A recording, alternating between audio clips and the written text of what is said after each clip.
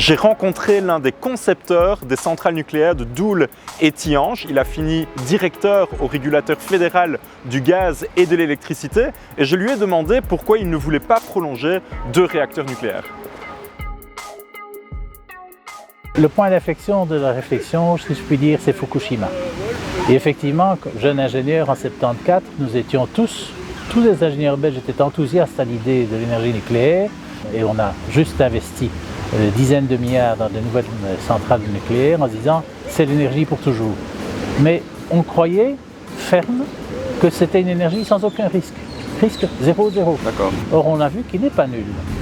Et de plus, le vrai problème qui a été mis en lumière notamment à Fukushima, c'est que si Fukushima avait été à côté de Tokyo, la ville de Tokyo et le Japon, c'était fini.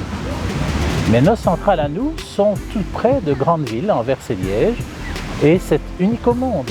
Et donc, je crois qu'il faut arrêter le plus vite possible. Est-ce que la sortie du nucléaire va faire exploser la facture d'électricité des familles et des entreprises? Certainement pas. En fait, le nucléaire n'est pas bon marché. Il est très bon marché pour le producteur. Mais on le voit depuis maintenant des années, ce n'est plus le nucléaire qui définit le prix, puisqu'aujourd'hui le prix est aux environs de 150 € du mégawattheure, ce qui est énorme, ce qui est à peu près 3 fois ce qu'il y avait il y a 6 mois. Et les centrales nucléaires tournent presque à fond.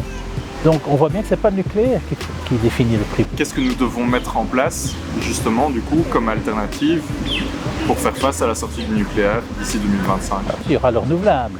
Pendant des années, le renouvelable en Belgique a été un peu brimé.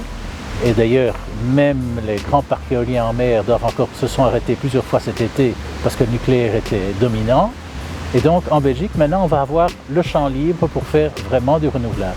Et tout le monde sait que le coût marginal du renouvelable tend vers 0.